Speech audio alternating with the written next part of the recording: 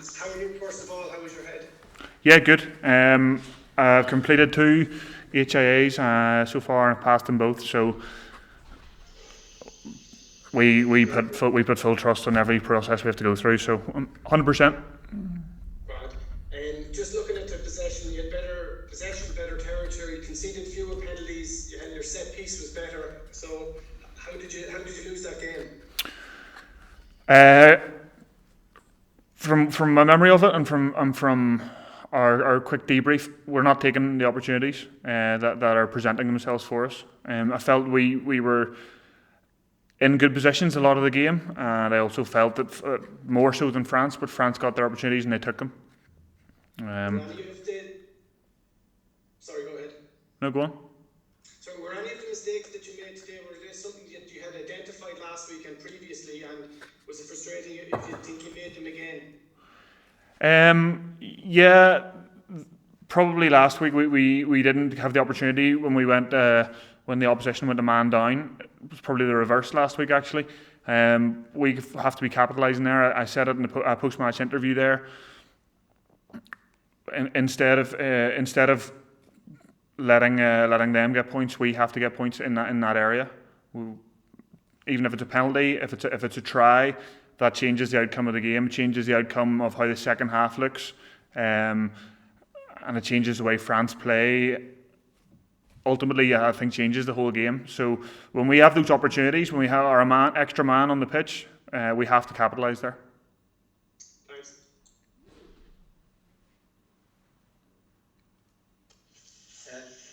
Iain, do you feel like are you seeing progress? Like, do you feel like you're making incremental progress? Like you can put out the line out there if you want. What are you seeing? Yeah, no, look, we're definitely seeing progress. Everyone's striving for it. Everyone's working real hard. There's a huge amount of frustration. We're definitely seeing guys putting in the time. Everyone's trying their best to produce this progress on the pitch. But I think it's that last couple of inches. It's that last wee bit that we need to see. Just push it over the line. It's almost like in rugby. Speaking in terms that I know, you get up into the opposition's 22 and you get up there, and it's those last couple of metres that are actually extremely difficult to get. We're working hard. No one's going to give up, whether it's coaching staff or players, to continually push to get this. We've had 2 games this last couple of weeks, and both of them, I think, could very, very easily have gone the other way, and we'd be sitting here with a completely different mentality. So I'm proud of the work the guys have been putting in, and I'm looking forward to working together going forward to see those strings of hard work coming together. Will you talk a bit about what it was like to captain Ireland? Look, all the cliches spring to mind and they're genuine. I'm so honoured, privileged. Like, getting a cap for Ireland was probably, when I was younger, beyond my expectations. And to be able to captain the guys, there's such a great bunch of lads. To represent those lads and all the backroom staff and the coaches was massive for me and my family. So really proud moment. Frustrating we didn't get the result, but it'll definitely go down and definitely one of my proudest Irish caps.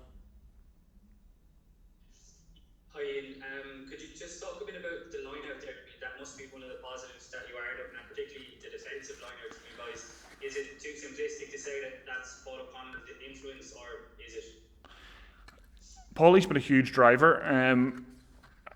The guys who are in working with us, who you don't see today, the guys like probably Ulton, although he did come on, Ulton, guys like Ryan Baird have been camp, constantly prepping us. Pete was in camp at the start of the week prepping us. James Ryan also constantly prepping us. Those guys are putting the effort in so that the likes of Reece, Tag, myself see those benefits on the pitch. But it's a huge amount of effort that goes in off field to get those results, and we probably wouldn't be able to do it without everyone's effort. Paulie's been huge for us. He's been massive. He's been an unbelievable driver in the line out. So I would be wrong to say that he wouldn't have input in it as well. He's been class and he's brilliant for the lads. The lads are definitely in the forwards are loving having him in, and attention to detail that he brings, along with the passion, and obviously everyone looks up to Paulie, so his words carry a lot of weight, and I think in the forward pack we can say we are seeing glimpses of them coming through.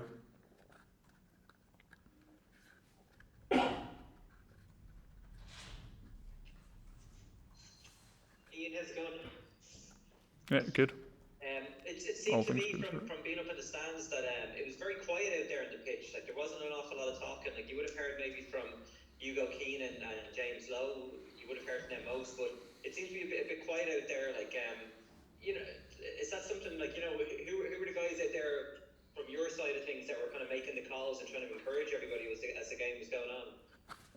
Yeah, well, amongst the pack, there's definitely a lot of micro chat. There's we like to keep ourselves cool. We don't like to be firing ourselves up too much. So we have, when you watch back, you'll see a lot of small discussions going on amongst each other. I can tell you the nines are definitely bossing us around the pitch. They're definitely telling us where they need us to be. The backfield cover, the reason you'll hear those guys more is because they're chasing balls and a fair bit more spread out. But the guys in close, there's definitely a lot of chatter there. Maybe that is something when we go back and review it, something we've got to fix up and work out. But the nines and the tens, the amount of direction they're giving the guys around the pitch is good. And Stevie is in a position to be in recent years, losing their first 2 games in Six Nations. But you know, what's the talk immediately from you guys? You know, like you know, what can you do to salvage this championship? What's going to be a win now at this stage?